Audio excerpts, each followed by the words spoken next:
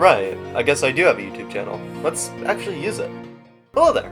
Welcome to my channel, and to a new series that I like to call Overanalyzed. As the name states, this series will take a look at various subjects across the board and attempt to analyze them as best as possible for, I guess, well, the sake of it. I aim to analyze everything here, from something like the design of a horror game to the level design of a shooter where you play as a magically flying little girl. Wait, no, hold on, I promise it's not illegal. Touhou Project, or in its literal translation, Eastern Project, is a rather well-known bullet hell series of games where you select your favorite magically flying girl and dodge bullets while firing at other magically flying girls. It's good and safe fun, officers, I swear. The Touhou Project series has gained quite a reputation for various aspects of its design. The characters, the music, the art, and of course, one of its strangely less appreciated attributes, its gameplay. Being, of course, a bullet hell in nature, Touhou is, well, hard. Either way, a rather well-known factor in and around the Touhou community is that the game is challenging, but what prevents it from being unattractively challenging? As an example of a game that follows this question in sort of the wrong pathway, we can look to something like Takeshi's Challenge to see something like this in action. With cryptic direction, heavy punishment for mistakes, and an incredibly long time commitment, it's easy to see why this game is difficult to an unappealing degree. However, one of its most egregious sins would be that it doesn't teach the player naturally how to overcome obstacles. Segue! And as such, this all comes back around to game design. Aside from having nice music, pretty artwork, or interesting set pieces, a key part of game design is teaching the player, well, how to play it. Even then, this isn't necessarily something that has to be done with a lengthy tutorial. Through the sole aspect of structuring an introductory phase into a game, it's possible to teach a player how to play without telling them how to play it. An exceptional example of a game that follows this model would be that of Super Mario Bros. On the Nintendo Entertainment System, which we can use to compare to Touhou and understand its design further. An interesting thing to note here, as we'll see very soon, is that despite being entirely different genres, both Touhou and Super Mario Bros. Excel at teaching game mechanics naturally. For this comparison, I'll be using Touhou 6, the Embodiment of Scarlet Devil, otherwise known as EOSD's, first stage on normal. This game is the first of Sons to be released for the Windows operating system. Really? Operating system? I actually wrote that. It has the simplest mechanics to understand. As such, it is likely the best game to model as a comparison to Mario. As we go through, I'll be establishing key points that Mario uses in order to teach the player the core way to play the game, and compare those said points to the first stage of Touhou 6. This might be a bit long-winded, but I promise that understanding the first level of Mario will help to draw similarities of Touhou. So, starting off, we can easily see that Mario has an introductory phase beginning the very moment you press start to play the game. You're introduced to the general look of the game as soon as you begin, and the UI, otherwise known as user interface, will remain consistent throughout the game. Because of where you start on the screen being the left-hand side, and starting by facing right, it's implied as to where to go for the entire game. There's no immediate threat, and as such, you're given time to figure out the controls and the eventual realization that you can move to the right. Doing so will place you in your first instance of danger. A Goomba will move towards you very slowly from right to left. Now, this is a threat that in itself may not provide a large challenge for those at least somewhat familiar with games, but an entirely new player may find themselves confused on what to do. As such, the way the level is structured suggests either retreat or pushing forward. Though this does depend on the player's course of action, if they are to attempt a retreat, an immediate consequence and learning outcome is that one cannot move back to the left by moving left. As such, the Goomba will likely kill them. However, this is where a key part of game design comes in. The player is not heavily punished for making a mistake. The life counter that was formerly seen at the beginning of the level simply shows itself again with 1 life subtracted. This quickly demonstrates that mistakes can be made, so long as they are kept to a somewhat limited extent. If the player learns from this mistake, or simply elects to press forward, they may find that jumping over the enemy is an option that works out for them. It might even be found that jumping on the enemy eliminates them. Moving past this, items of interest in the form of question mark blocks act as a way to draw the player's attention to finding out what's inside.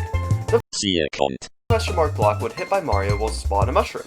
Now, though it does become possible for mushrooms later in the game to simply run off of cliffs and spawn, the way the level is structured ensures that the mushroom will only run off screen if avoided by Mario jumping over it.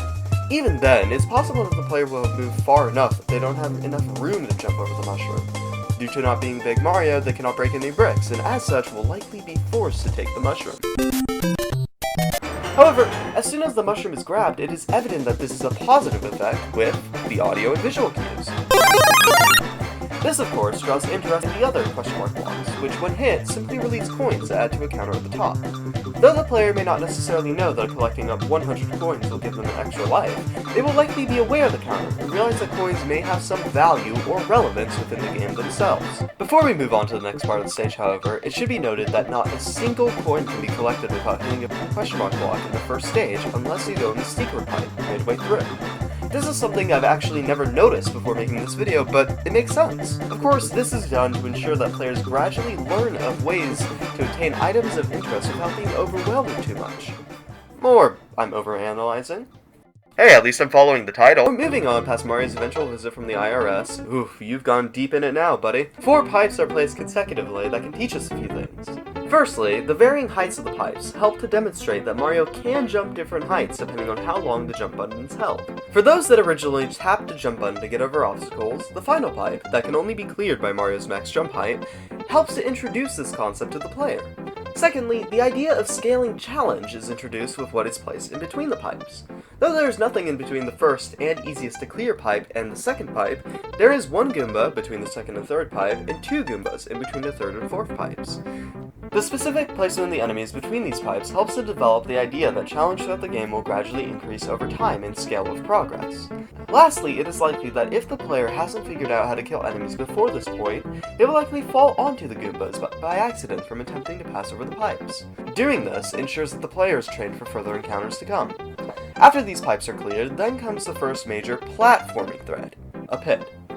Because of the previous experience with enemies, showing that death is a possibility, and the pipe platforming challenge from just now, it's likely that enough information has been obtained for a confident jump over the pit to be possible. Or, I guess, meek if you really want to. Either way, clearing the pit will then introduce the fact that enemies can fall off of platforms just as Mario, with the Goomba falling onto the blocks as seen here.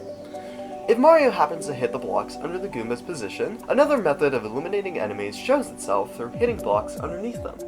It's not a concern if the player doesn't do this, however, as they will likely let the Goomba either walk off screen or fall into the pit to the left, demonstrating that enemies still face some of the same threats as Mario. The player may then make their way through the level and encounter a single different type of enemy, that being a green-shelled Koopa. Only one of these enemies is introduced in order to steadily inform the player of the enemy variety present throughout the game. This segment is then followed by what can be considered the final challenge element of the level.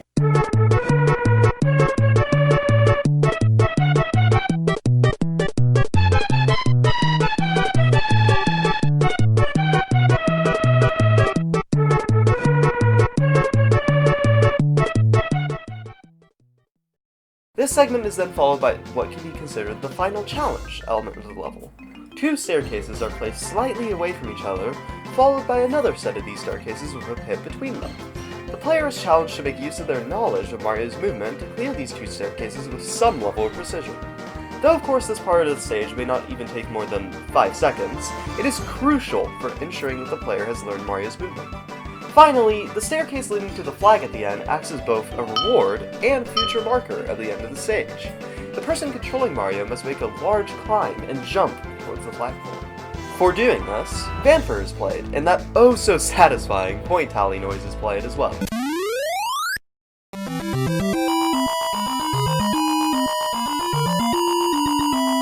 This staircase is repeated in future stages to give the player some sign that they've reached the end of a stage. As such, a permanent objective is given to the player, unless it's stage 4 of Overworld. Reach the flagpole. And with that, we finish the first stage of Mario.